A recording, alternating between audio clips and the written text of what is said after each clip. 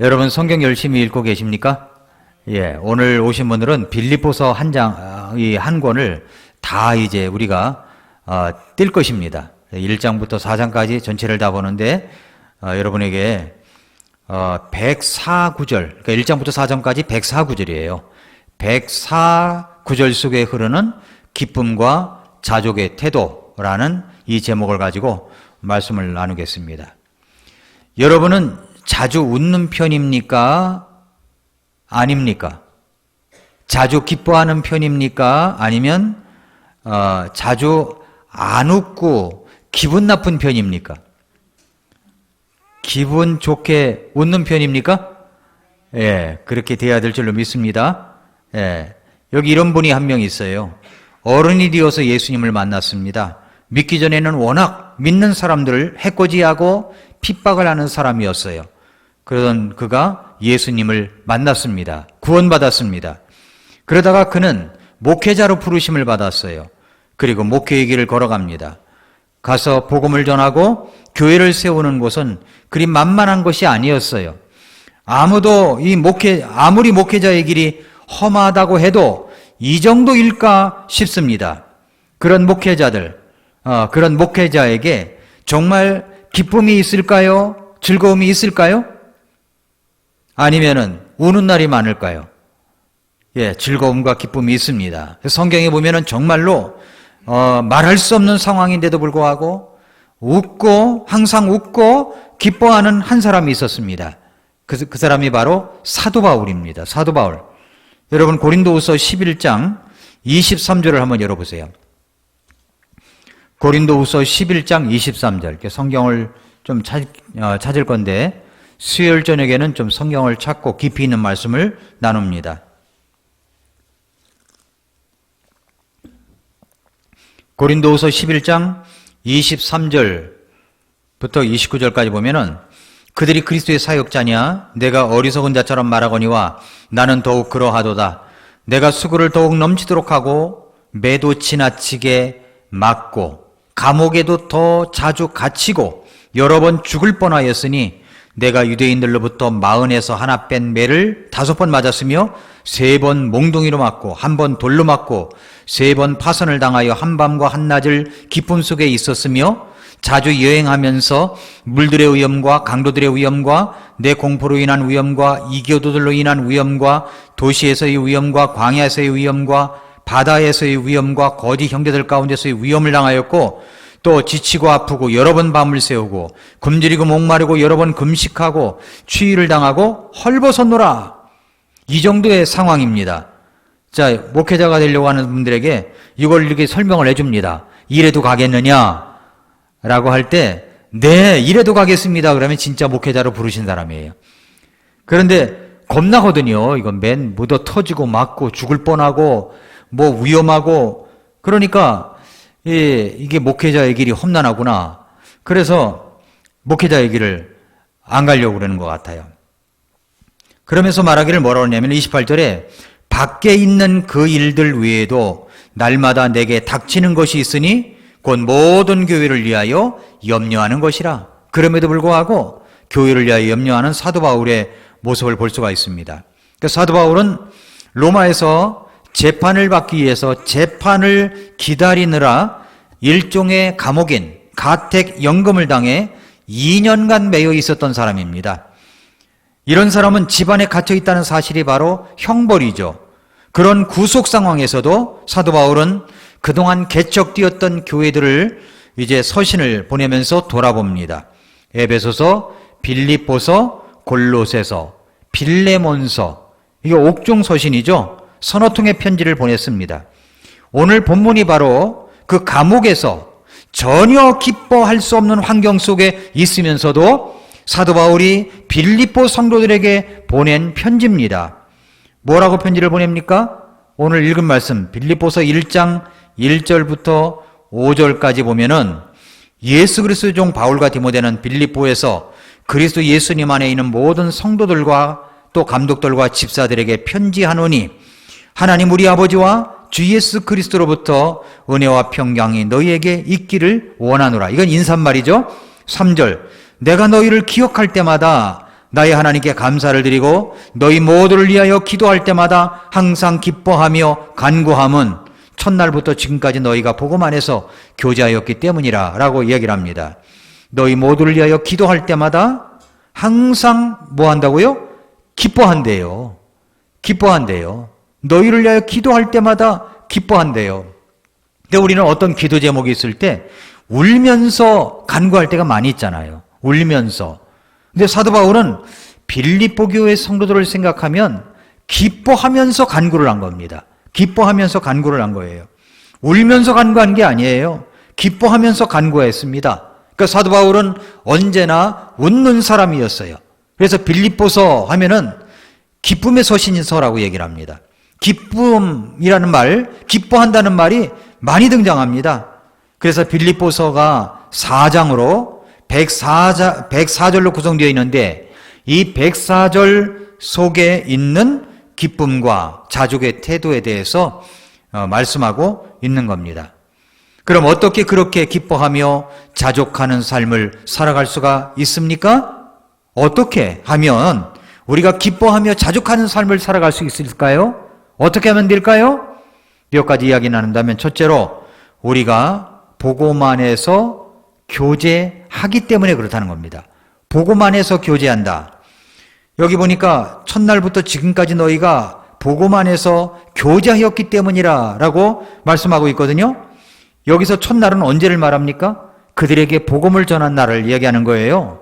사도행전 16장 11절 이하를 보면은 바울이 드로아에서 배를 타고 이제 마케도니아로 건너가는 장면이 나옵니다. 드로아는 지금의 터키의 달리안이라는 지역이에요. 달리안.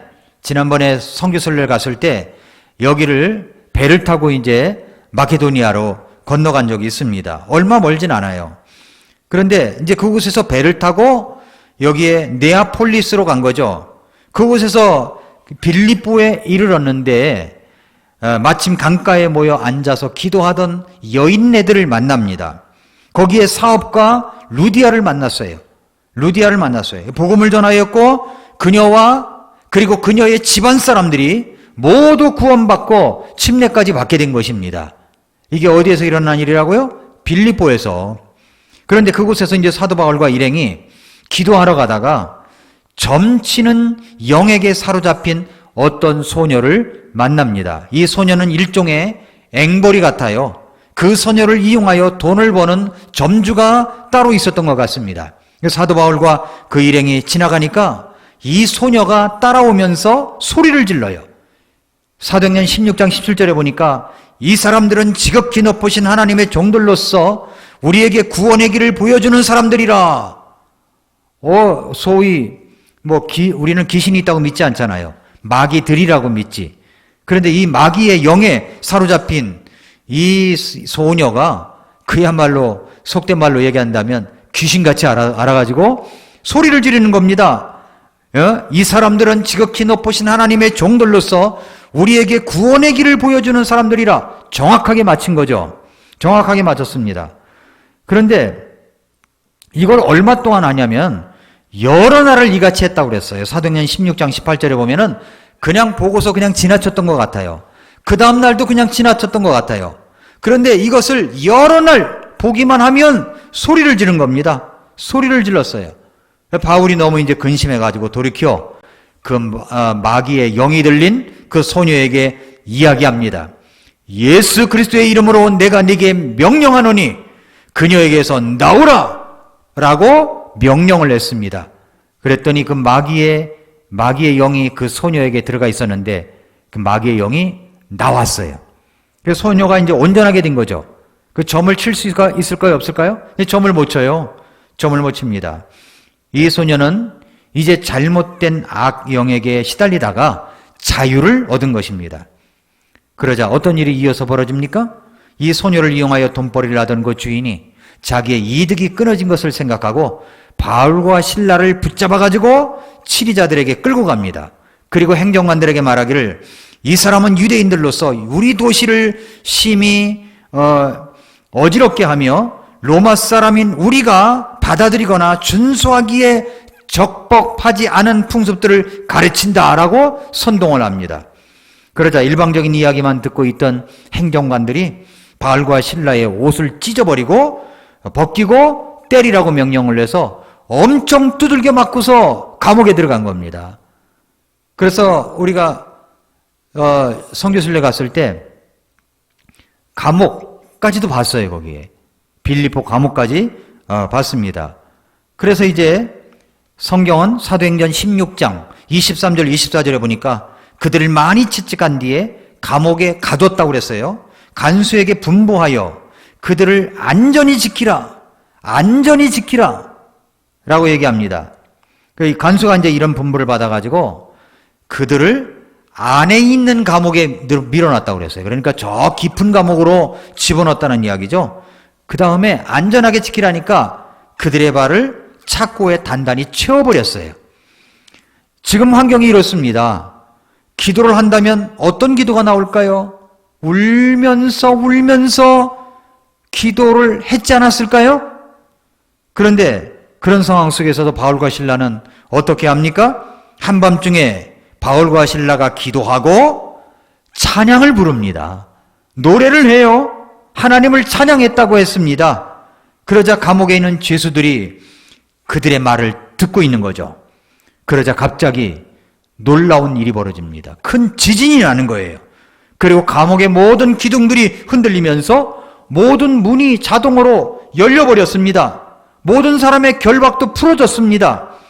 간수가 잠을 자다가 깜짝 놀라 깨보니까 감옥문들이 열린 것을 보고 모든 죄수들이 도망쳤다고 생각해서 자결하려고 하다가 어디선가 큰 소리를 듣습니다. 내 몸을 상하게 하지 말아라. 우리가 다 여기 있노라. 간수는 놀라서 이제 등불을 들고 깊은 감옥으로 안으로 들어갑니다. 깊은 감옥이 등불도 없었다는 얘기예요. 그리고 그 자리에서 무릎을 꿇고 이렇게 이야기를 합니다. 선생들이요, 내가 무엇을 하여야 구원을 받으리이까? 빌립보에서 와서 이제 점치는 그 소녀를 갖다 이 마귀의 영이 들린 소녀를 고쳐주고 복음을 전한다는 것을 이 간수도 알았던 것 같아요. 그러자 무릎을 꿇고 이야기를 하죠. 내가 무엇을 하여야 구원을 받으리이까? 주 예수 그리스도를 믿으라. 그리하면 네가 구원을 받고 네 집이 받으리라. 이런 이야기를 듣고 간수가 바울과 실라를 자기 집으로 인도해서 구원을 받고 식구들이 구원을 받고 침례까지 받았다는 기록이 사도행전 16장에 기록되어 있습니다. 이렇게 해서 생긴 교회가 바로 빌립보 교회입니다. 빌립보 교회, 루디아와 그의 가족들, 간수와 그 가족들이 믿고 침례를 받아 빌립보 교회가 생긴 거예요. 지금도 생각이 나는데 그 시냇물처럼 흐르는 곳, 아마 거기서 침례를 받았을 것 같은데 루디아 기념교회가 그 앞에 있는데 지금도 생각이 납니다. 이런 배경을 생각하면서 우리가 빌립보서 1장 3절부터 5절을 읽어야 됩니다. 그런 배경을 생각하면서 내가 너희를 기억할 때마다 뭐가 기억이 나요? 뭐가 기억이 나요? 여기 루디아와 여인과 가족들이 구원을 받고 그리고 감옥의 간수가 구원을 받고 가족들이 구원받고 침례받고 그들이 교회를 세워진 거죠. 이런 것을 기억할 때마다 나의 하나님께 감사를 드리고 너희 모두를 위하여 기도할 때마다 항상 기뻐하며 간구함은 라고 이야기를 한 겁니다. 감사가 나오고 기쁨이 나왔어요. 빌립보 교회를 생각하면 자기가 두들겨 맞았던 건 생각이 안 난 것 같아. 고린도 후서에서만 그게 언급이 돼 있고 두들겨 맞은 건 생각이 안 난 것 같아요.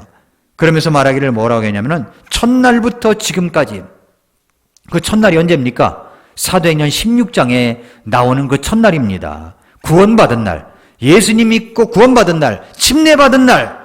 그때는 구원받자마자 침례를 받았으니까 구원받고 침례받은 날, 지금까지, 그때부터 지금까지 너희가 복음 안에서 교제하였기 때문이라 라고 얘기를 합니다. 첫날부터 지금까지. 이제 이 말이 이해가 되시죠? 복음 안에서 교제한다는 말이 무슨 말이에요? 예수 그리스도를 통하여 구원받은 하나님의 자녀들로서 교제를 했다는 말입니다. 교제란 말은 헬라어로 코이노니아라는 말로서 함께 나누고 공유하고 사귀고 동참하는 것을 이야기합니다. 이 코이노니아는 수직적 관계인 하나님과 그리고 수평적 관계인 그리고 다른 성도들과의 관계를 말합니다. 복음 안에서 교제한다는 말은 실제적으로 복음이 확장되도록 협력하는 교제를 말하는 거예요.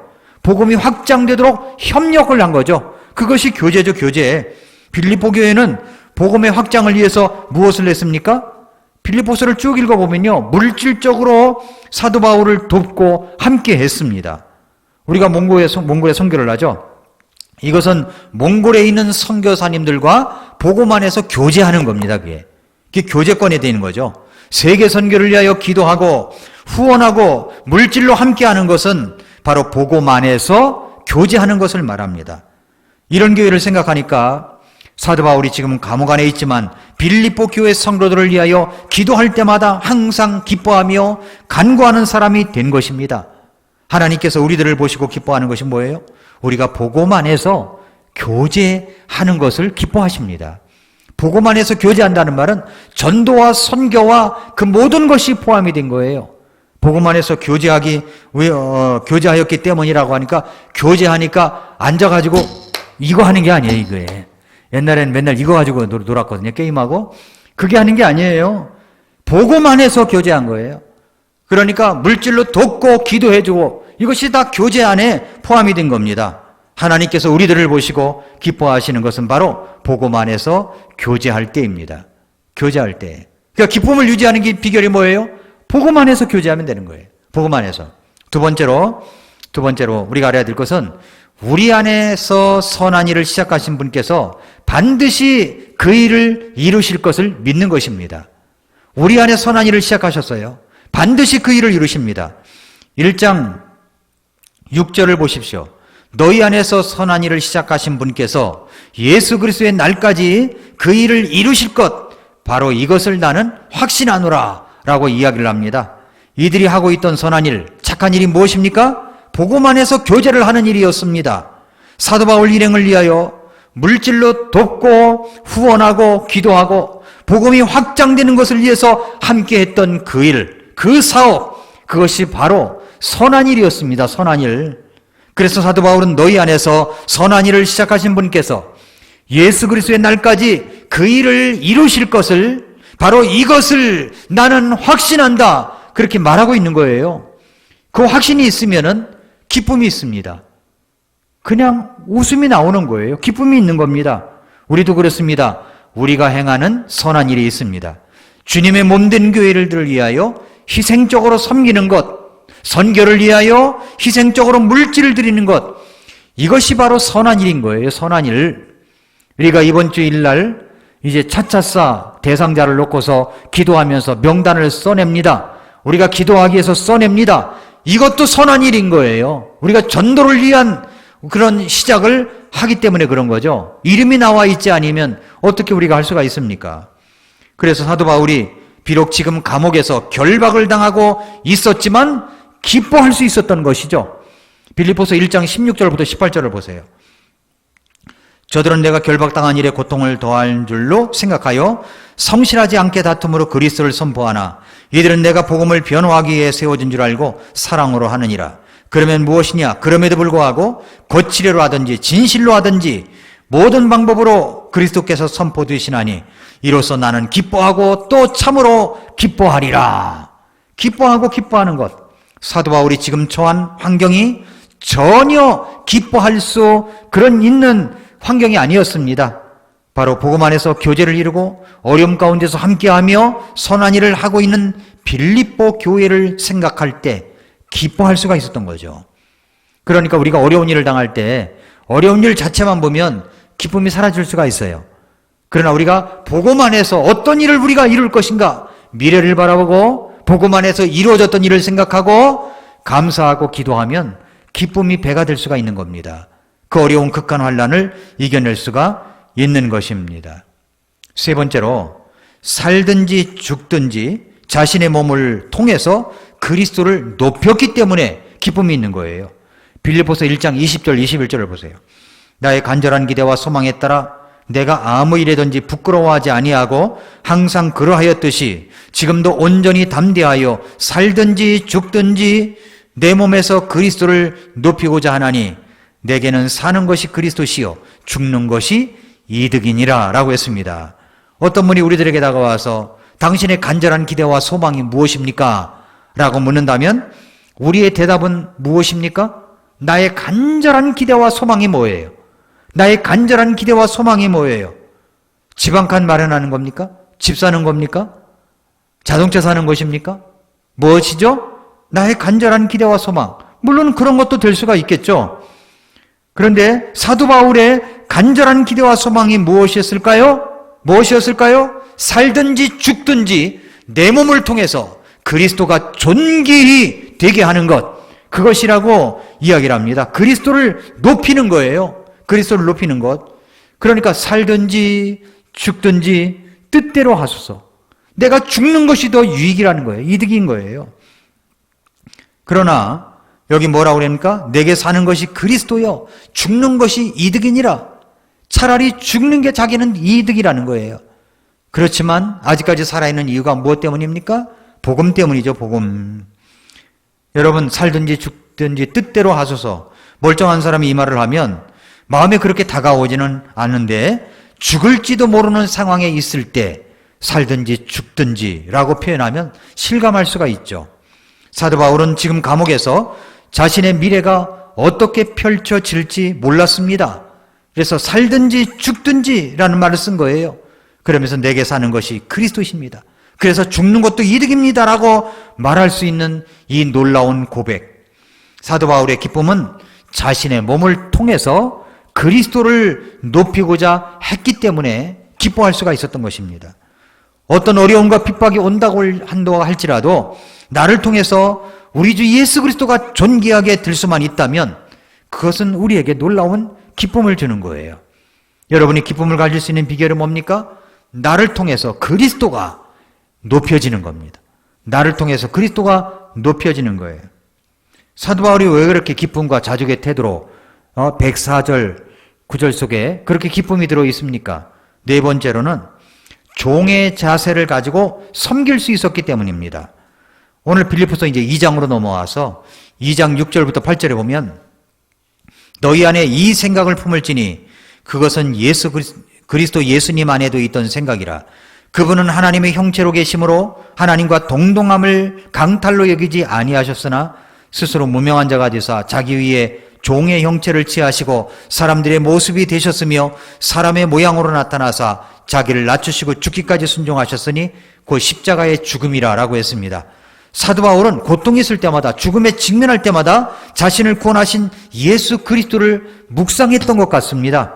그래서 이렇게 말하죠. 너희 안에 이 생각을 품을지니 그것은 그리스도 예수님 안에도 있던 생각이라. 여러분, 사람은 생각에 따라 좌우됩니다. 생각에 따라 행동이 나갑니다. 어떤 생각을 하느냐에 따라서 그 말도 나와요. 그런데 이 사도 바울은 어떤 생각을 갖느냐면은 예수 그리스도의 생각입니다. 그분은 어떤 분이셨습니까? 다시 6절부터 8절에 보면은 그분은 하나님의 형체로 계심으로 하나님과 동등함을 강탈로 여기지 아니하셨으나 스스로 무명한 자가 되사 자기 위에 종의 형체를 취하시고 사람들의 모습이 되셨으며 사람의 모양으로 나타나사 자기를 낮추시고 죽기까지 순종하셨으니 곧 십자가의 죽음이라고 했습니다. 바로 사람의 모양으로 나타나신 자체가 아주 낮추신 겁니다. 낮추신 거예요. 낮추시고 죽기까지 순종한 예수 그리스도, 십자가에서 죽으신 예수 그리스도, 그분을 생각한 거예요. 너희 안에 이 생각을 품으라는 거예요. 이런 생각을 가지라는 겁니다. 이런 생각을 품을지니 바로 이 생각은 그리스도 예수님 안에 있던 생각이라고 이야기를 합니다. 이런 예수님을 본받는 모습과 태도가 있었기 때문에 빌립보서 2장 1절부터 4절이 가능했던 분입니다. 뭐라고 얘기해요? 그러므로 그리스도 안에서 무슨 안이나 무슨 사랑에 무슨 의로나 성령의 무슨 교제나 무슨 인정이나 긍휼이 있거든 너희는 같은 생각을 품고 같은 사랑을 가지며 한 마음과 한 생각이 되어 내 기쁨을 성취하라. 어떤 일도 다툼이나 헛된 영광으로 하지 말고 오직 겸손한 생각으로 각각 자기보다 남을 더 낮게 여기며 각 사람이 자기 일들만 돌아보지 말고 각 사람의 남의 일들도 돌아보라. 돌아보라 그랬어요. 그러므로 어떻게 살아가야 됩니까? 우리가 그리스도 안에서 무슨 안위를 한다든가 의를 한다든가 성령의 무슨 교제를 한다든가 인정이나 긍휼이 있다면 같은 생각을 품으라는 거예요. 같은 생각, 같은 사랑을 가지라는 거예요. 한 마음과 한 생각이 되어서 내 기쁨을 성취하라. 내가 가졌던 기쁨도 너희들도 가지라고 이야기를 하고 있는 겁니다. 다툼이나 허용으로 생각해서는 안 됩니다. 오직 겸손한 생각으로 나보다는 다른 사람을 더 높여주라는 거예요. 높여주라. 그렇게 겸손하게 생활하라는 것입니다. 이것이 바로 섬기는 모습이에요. 섬기는 종된 섬기는 리더십, 서번트 리더십이죠. 이런 모습을 가진 자에게 기쁨이 있는 겁니다. 교회 안에서 여러분이 사회에서 어떤 지위나 어떤 그런 명예나 상관없이 교회 오면 늘 주차장에서 섬기고 주방에서 섬기고 화장실 청소도 하고 그 마포 걸레를 가지고 또 닦기도 하고 또 교회 안에서 사람들을 안내하고 친절하게 말하고 이게 다 섬기는 거죠. 여러분 이런 모습들, 이런 모습을 가질 때 기쁨이 있는 겁니다. 기쁨이. 여러분 교회 안에서 생활을 어렸을 때부터 교회 중심적으로 하던 사람들이 국회를 가거나 청와대를 가거나 정치계를 가면은요 어떤 일이 벌어지는지 아세요? 거기서도 섬깁니다. 거기서도 그런 마인드를 갖고 움직여요. 근데 대개 보면은 교회 생활을 하지 않았던 분들이 국회의원이 되고 그 정치판에 들어가는 것 같아. 그러니까 섬길 줄을 모르고 어떻게 뭐 등쳐가지고 자기가 막 뭐 착취하려고 하고 자기만 부자만 되기만 하면 되고 자기 정보를 미리 빼돌려서 투기를 하고 이런 일들이 벌어지잖아요. 여러분 우리가 어렸을 때부터 아이들이 교회 안에서 살아가게 하는 이유가 뭐냐면 그런 섬기는 서번트 리더십을 배우는 겁니다. 여기서. 그러면요 어느 곳을 가든지 그런 정신이 있어요. 크리스찬으로서 그렇게 좀 정직하게 살아가는 사람들 가만히 보세요. 어렸을 때부터 신앙생활 하던 사람들이 많이 있습니다. 그 몸이 정신이 배어 있는 겁니다. 그러니까 섬기려고 하죠. 기뻐하는 마음이 있는 것입니다. 이런 격이 있는 신앙생활, 이것은 교회 안에서 섬길 때 가능한 것입니다. 다섯째로 자기가 행복한 이유를 나누기 때문에 기뻐할 수 있었습니다. 행복한 이유를 나누는 거죠. 행복한 이유. 여러분 왜 행복하십니까? 무엇이 그렇게 행복하세요? 왜 이렇게 자꾸만 웃고 그러세요? 아니 왜 이렇게 환경이 어렵고 힘든데 살기도 어려운데 물질로도 고통당하는데 그렇게 얼굴엔 웃음이 넘쳐요? 왜 그러냐고 물을 때 여러분 뭐라고 대답하겠습니까? 뭐라고 대답하겠어요? 그 이유가 빌립보서 3장에 나오는 거예요. 자신이 행복할 수밖에 없는 이유를 사도 바울이 설명을 하고 있습니다. 첫째 뭐냐면 그는 간증이 있었어요. 3장 5절부터 11절에 보면은 그의 간증이 나오죠. 나는 여덟째 되는 날 할례를 받았고 이스라엘 줄기에 속한 자요 베냐민 지파에 속한 자요 히브리인 중에 히브리인이요 율법에 관하여는 바리새인이요 열심에 관한 한 교회를 핍박하였고 율법에 있는 의에 대하여는 흠이 없는 자로다. 그러나 그랬어요. 여기 보니까 3장 5절부터 6절은요 자기가 과거에 이뤘던 사람이라는 거예요. 자기 신앙 간증을 하면 과거가 나오죠. 그러나 무엇이든지 내게 이득이던 것들을 곧 그것들을 내가 그리스도를 위하여 손실로 여겼으며 참으로 확실히 모든 것을 손실로 여김은 그리스도 예수 우리 주를 아는 지식이 뛰어나기 때문이라. 내가 그분을 위하여 모든 것에 손실을 입고 그것들을 단지 배설물로 여김은 내가 그리스도를 얻고 그랬어요. 그리스도를 얻었기 때문에 자기가 누렸던 모든 것들을 배설물로 여겼대요. 배설물로 여겼대요. 배설물이 뭔지 아십니까? 똥이에요, 똥. 예, 영어로도 그래요, 영어로도. 예, 다 배설물로 여겼대요.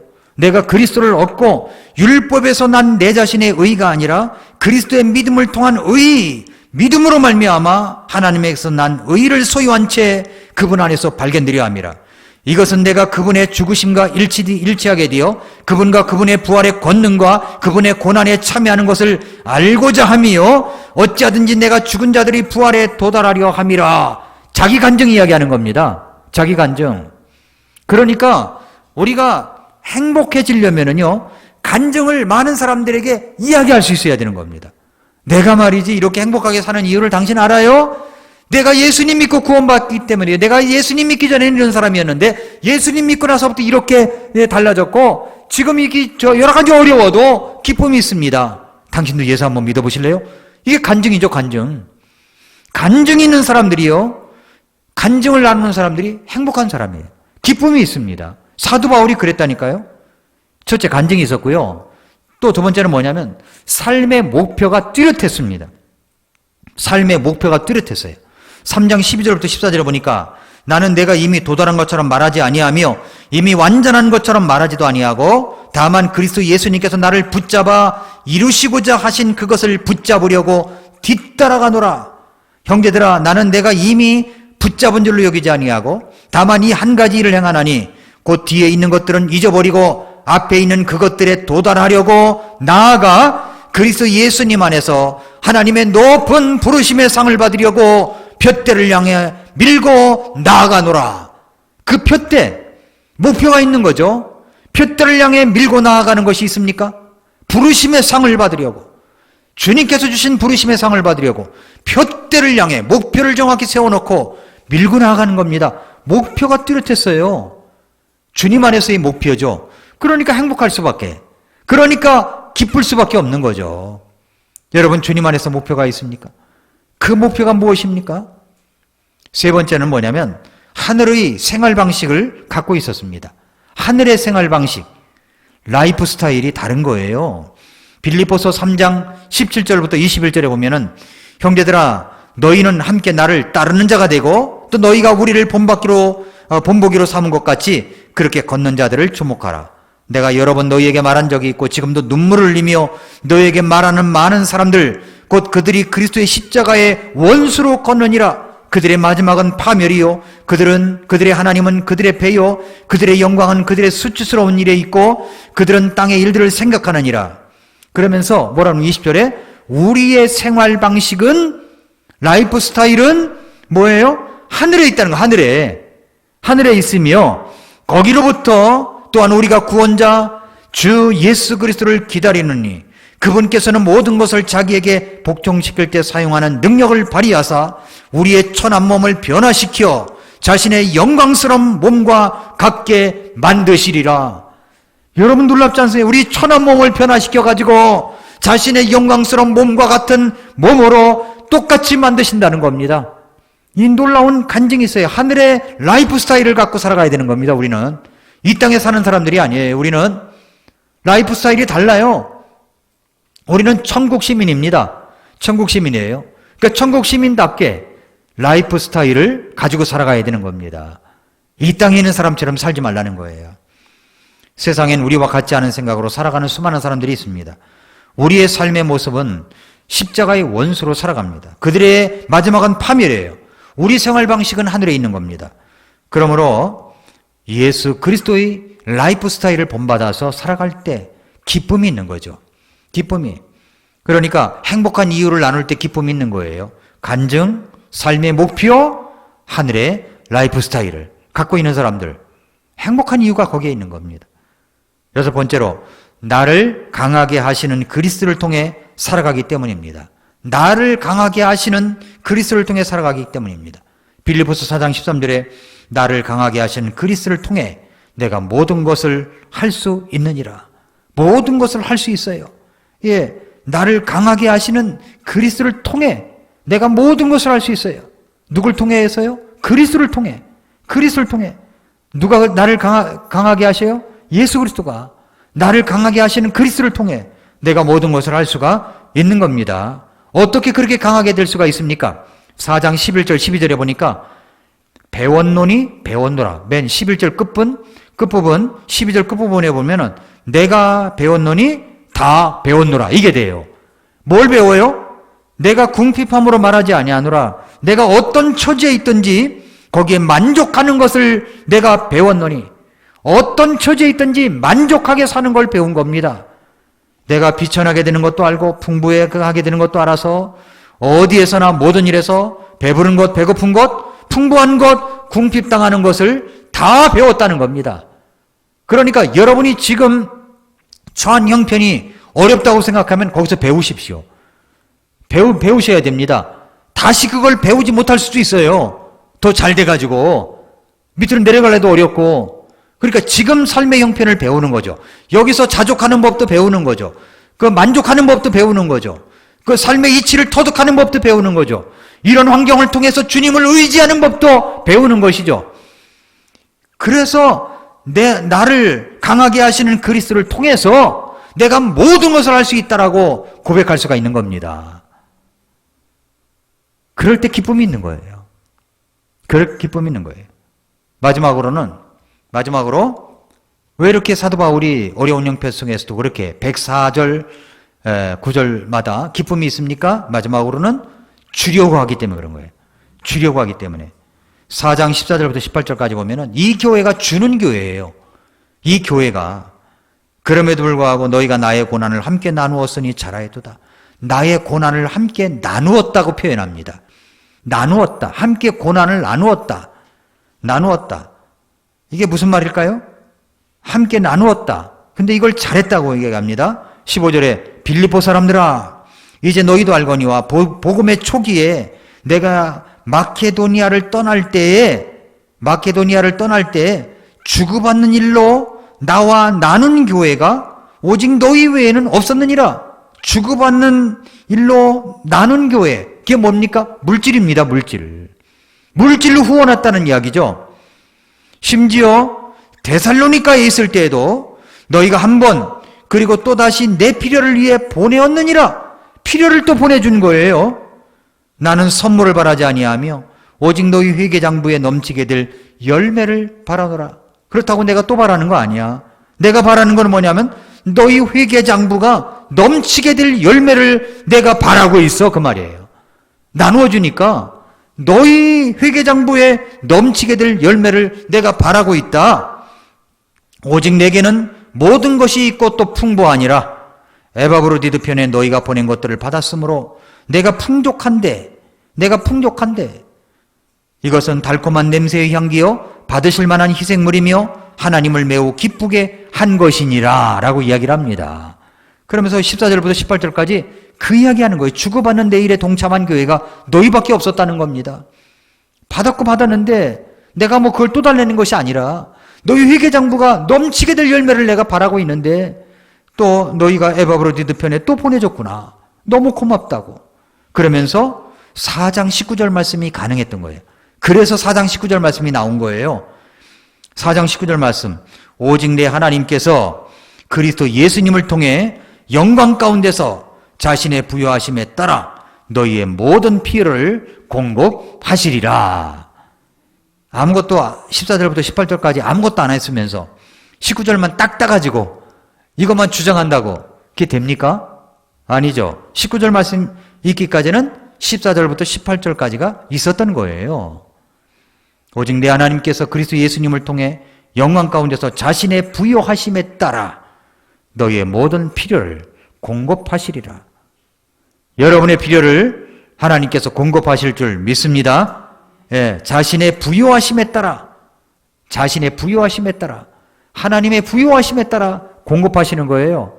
그런 하나님의 부요하심은요 째째하게 주지 않으세요. 풍족하게 주시죠. 이것이 104절 속에 들어가 있는 기쁨과 그리고 자족의 태도입니다. 우리들의 기쁨은 어디 있습니까?